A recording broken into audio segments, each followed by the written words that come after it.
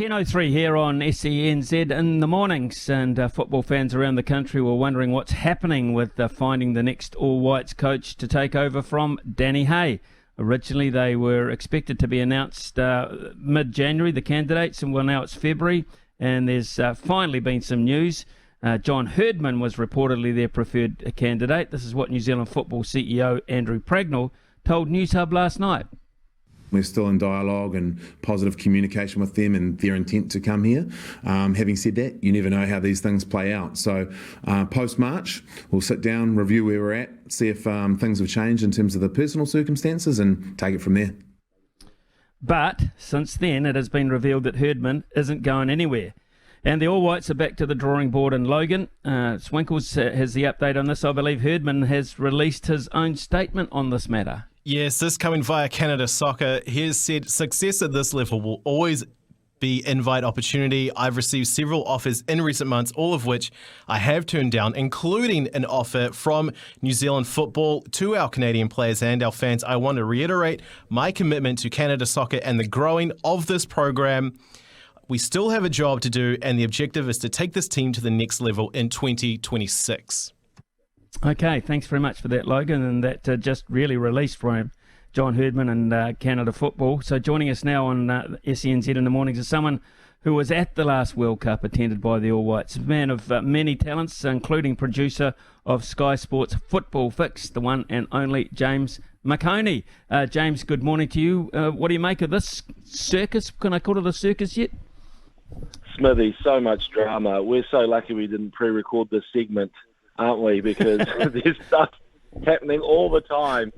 And I think that latest statement that come from John Herdman pretty much says it all. And maybe he did use, just from reading between the lines, maybe he did use the interview with New Zealand Football to drive up his price in Canada, because he still is in demand over there. He's won everything with the Olympics with the women's team, and took them into that World Cup in Qatar. Yes, they got bundled out in the first round, but showed some promising signs. So he is an elite coach with a lot of ability, but even the fact his son, Jay, plays under 20s for New Zealand, I think it would have been a huge conflict of interest for him to come back. And when he was here, he coached our New Zealand women's team, and they didn't have a huge amount of success. So the sort of person you need to coach the New Zealand team might be a different sort of character than the smooth-talking John Herdman. Right, can we talk basics here? And football's a very professional game. How much are we prepared to spend? Have we got enough money to attract a high-ranking coach? Yeah, I know. That's the thing. That is the million-dollar question. I don't know if they've got that much. Probably not. Smithy, you've had a side played at the elite level, and I always feel that those guys who end up going overseas and playing end up probably knowing more than the All Whites coach when they come back. You look at Ryan Nelson in 2010, pretty much coaching the team. I mean, sorry, Ricky Herbert, but Ryan came back and took that team by the scruff of the neck at the 2010 World Cup in South Africa, and it's a big part of what happens. Really, is the IP, the knowledge that comes back with those top professionals, gazumpes anything that's in the coaching team at that time. So, look, do you want to go and get the big dog, or do you say this is a team that's kind of going to be run by Chris Wood and the golden generation coming through? Interesting point. Very interesting point. Ufuk Talay apparently informed during the week that he didn't get the job. Does that bring him back into consideration if John Herdman was the man they kind of thought they'd take out instead of him? Well, I'd hope so. To me, Ufuk Talay is the number one candidate. Look, he might be a bit rough around the edges. He wouldn't have interviewed as well as John Herdman in his PowerPoints. I'm for sure he would have required a couple of cigarette breaks and would have needed to swear for most of it. A bit like that guy from the Trailer Park Boys. This is a reference. You probably haven't seen that show, Smithy. But what you will get, I think, is because you're a top sportsman, right, Smithy? And to me, I think that Ufuk Talay is part of the old school, He'll tear strips off you, but he's honest. He'll tell it to your face. He's one of those guys who he's managed to reinvent the Phoenix every single year, because they lose about 5, 6, 7 players every single time, reinvents them, still the culture is amazingly strong, and still they play an incredible attacking brand of football. And he turned someone like this year, a striker from the Polish league, into the best striker in the A-League. So, okay, what does it take to be and let's look at this. We're not talking about a team that's going to win the World Cup. We're talking about a team that probably, because the expansion of world football and the World Cup itself, in all likelihood, James, they should be there, the All Whites. So we're looking at giving a coach an opportunity this far out to say, you will be taking this team to the World Cup, which has got to be, in a way, a carrot itself, surely. Yeah, that's the thing. They're expanding the World Cup. Totally right. It's a freebie, really. They're going to have the team. I'd mentioned the Golden Generation, and I know some of these names might not mean a lot to some listeners out there, but Sarpreet Singh was signed by Bayern Munich. He's been on loan to a lower German club. He's coming through. Matt Garbett was playing in Italy and now is going to Holland, I think. Liberato Cacace is in Serie A in Italy. All these guys coming through. Whoever this coach is so lucky. They're inheriting an incredible team. Chris Wood will be at the end of his career, but still good enough to play in the next World Cup. And so I honestly think that you're better off having somebody who knows how to relate to these players and understand the New Zealand psyche. I think going and trying to find a big name coach is just a too hard basket for an association the size of ours. Right. Okay. Well, whoever they appoint is surely going to need more help than Danny Hay got. Just looking from the outside, it looked as if Danny Hay did most of the spade work himself. Okay, we were governed a little bit by COVID during his tenure, but certainly he seemed to be doing a lot of the arranging from the outside looking in, James. Yeah, Danny Hay, his biggest mistake was, and we've all known people in sport who are like this, he just is brutally honest.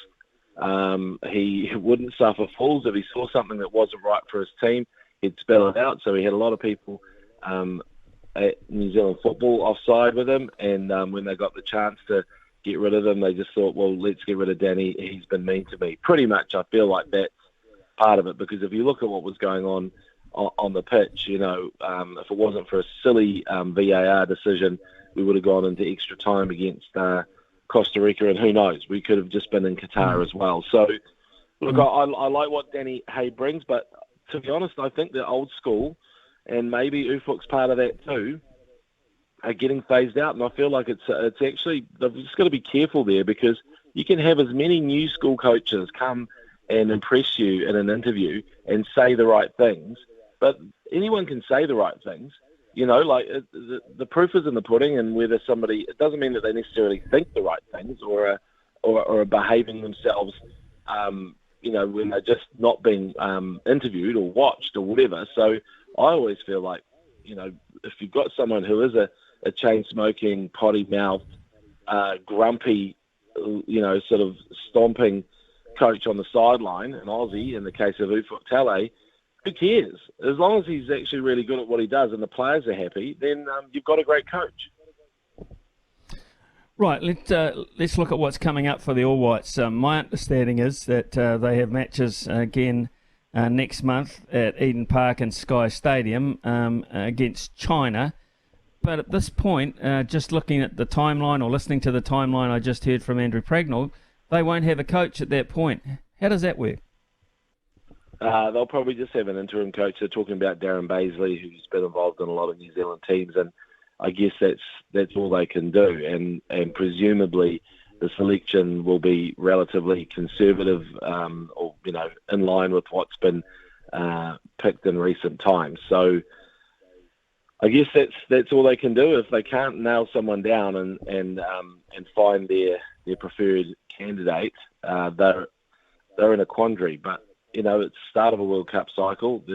These are just friendlies, so we can at least just say it's doable with. But we need some, I guess, clarity. It's been way too long. If you look at the timeline to when they dumped Danny Hay, I think they've had plenty of time to name someone. So they'll probably be feeling a little bit embarrassed that they haven't been able to find, or if John Herdman was number one, they'll be disappointed and licking their wounds. But then the people who reported it will be even more mortified because they're getting roasted on Twitter, Smithy. And you're probably not on Twitter, but it's not a good place to be if you were picking John Herdman to be All Whites coach. No, apparently not. And I feel sorry for those particular individuals who are getting lambasted. Look, James, you dealt with a lot of administration in your role over the years, rugby unions, cricket bodies, I'm sure, bodies all around the world too. How is New Zealand football to deal with from your perspective? Oh, I've actually had really good dealings with New Zealand football, but I'm probably, again, going back a long way because, in recent years, I've only really had to sort of deal with media managers. I haven't really known any of the top brass, so I can't even comment on that. But, I was at the 2010 World Cup back in South Africa, and even again, I felt like the person who was probably reached out the most was Ryan Nelson. He was kind of fronting, and then when you read his book, he said they didn't give them enough, was it food allowances? That's why the food was so bad, even though FIFA has quite a generous allowance. So there's a bad history that they need to at least rectify, and I'm hoping that this generation of football administrators is better. But to be honest, I actually can't comment on this lot because I've been working on the Kiwi Football Fix, busy trying to put a show together. And when we've had to get someone on from New Zealand football, they have obliged. So we had Yitka Klunkova last week, and I think Andrew Pragnell was on earlier in the season. So, I think at the moment it just remains to be seen, really. But, yeah, no complaints from me. Across the Football Fix, of course, you will be covering a lot of women's football coming up, of course, with the World Cup.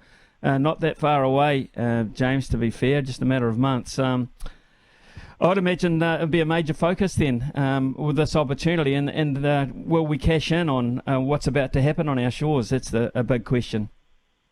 Yeah, we probably don't realise just the wave of football fever that's going to encompass and envelop the nation. Like you and I, we love our football. I think I'll be going along to watch games and enjoying all of that sort of fanfare. As a show, I think we're carrying on Sky. We're on Wednesdays at 7 p.m. and I think we're going to carry on all the way through to July, and that's when the tournament starts. And through the tournament, we're so lucky, I guess, that we've got all this elite talent landing on our shores. And of course, America, we've already seen, we're here, are coming back and playing games in New Zealand. I think that's a huge coup, given that we are sharing the tournament with Australia. We're not just getting, sort of the minnows. To have a senior FIFA tournament played in this part of the world is such a big deal. Aussie got robbed a few years ago, and you know what? They were robbed. They should have been given the tournament. I can't remember which one was taken away from them, but I just remember their officials when the announcement came out, and they, it was kind of like, there's $10 million down the drain. And I really feel that New Zealand's got a chance just to really get into it. And Smithy, I'm sure I'll see you at one of the games. Absolutely. I wouldn't miss it. I think it's going to be, well, it is. It's a once-in-a-lifetime thing for me. I won't be around next time New Zealand gets it, I promise you that.